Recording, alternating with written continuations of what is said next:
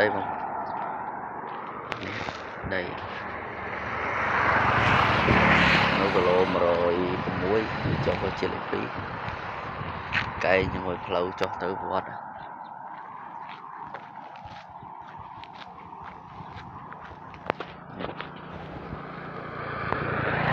tôi cứ đào phơi thôi đấy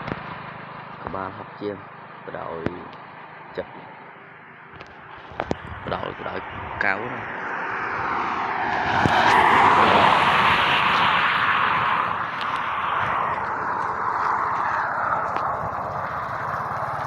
năm hai tập pi pon chiếc này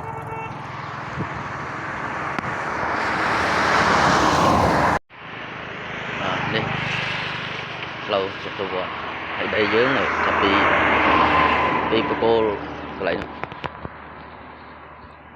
cô hòm cái hột nào đó hột đó tôi khỏi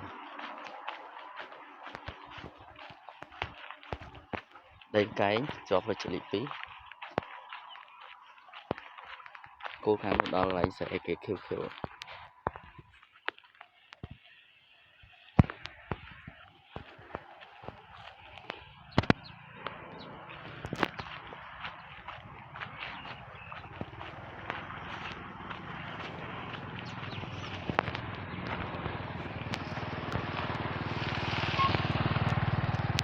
phải xử lý phí mà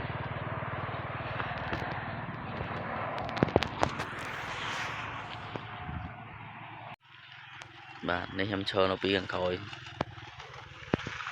mình tên đâu về nhé phải đổi và việc phải chỉ lịch phí rồi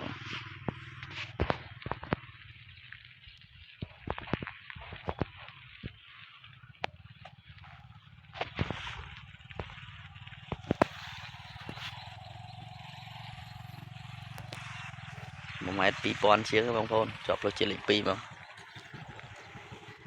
đây cây nhật chọc màu